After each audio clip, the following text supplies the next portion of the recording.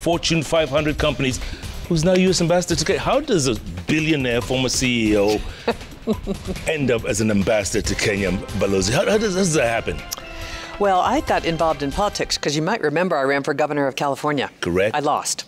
And but got involved in politics and ended up supporting Hillary Clinton and then Joe Biden, which was a thing because I was a Republican who jumped ship to the Democrats.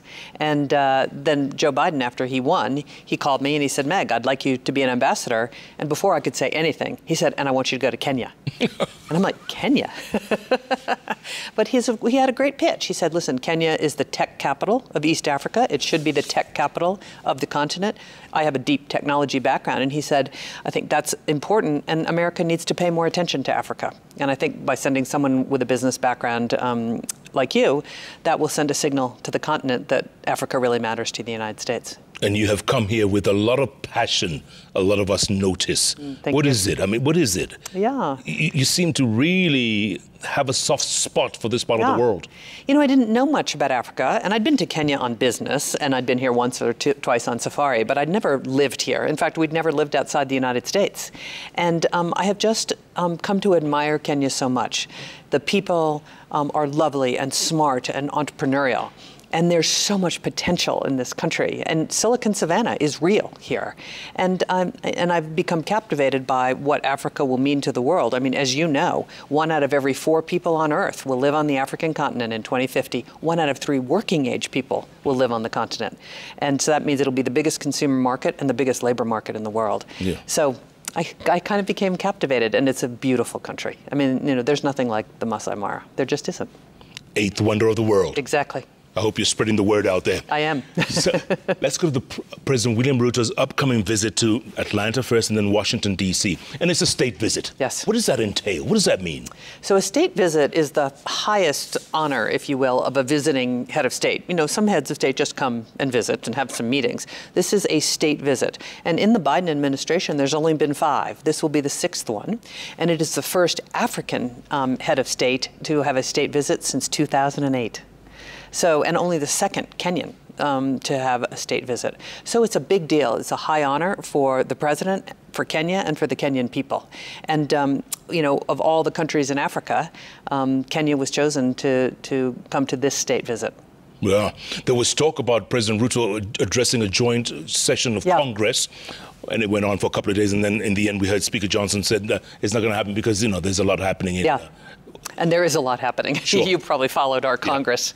But he will have, I think, 3 quite good congressional engagements. He'll have a lunch with members of Congress. He'll have a leadership meeting with members of Congress. And he'll also meet with the Congressional Black Caucus, which is a very important constituent for things like AGOA and other things. So he'll have a good afternoon of congressional engagement. Yeah, and you're going to be there. Yes, I will be there.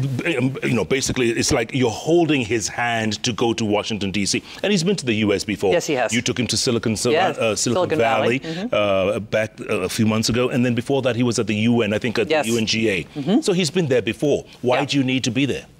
Well, I have helped to organize this. There's really 3 groups that are organizing this. There is the United States government, led by the NSC and the State Department. Then there is the Kenyan government, the MFA here. And then Mission Nairobi is a bit of the coordinator between the 2. And so I've had a hand in setting the agenda and making sure all the logistics work. So it's just good for me. I'm not holding his hand by any means. I'm just making sure that this all works the way it's supposed to work. Yeah. In the last administration of President Uhuru Kenyatta, there was talk that Kenya was leaning a lot to the east. There was a lot of talk about that, and that the U.S. had taken, well, Kenya had, you know, kind of taken a back seat to the U.S. Now it looks like the pendulum may be swinging. Is that the intention? You know, I think the intention about Africa for America is to give Africans choice. You know, sometimes in life, half the battle is showing up.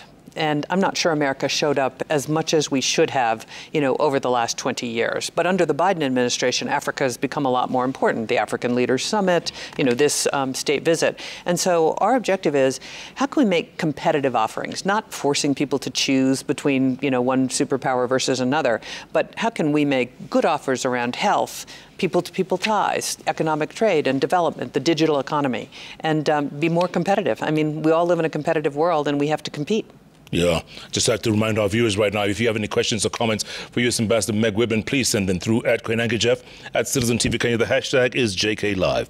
The bilateral relations between the U.S. and Kenya. Yes. Are they stronger than ever? It's hard for me to say because I'm relatively new here, but it feels very strong to me. We have 60 years of partnership. In fact, part of the state visit will be a celebration of 60 years of partnership on everything from regional peace and security to health. Think about what we have done collectively on HIV/AIDS. It's one of the great success stories. On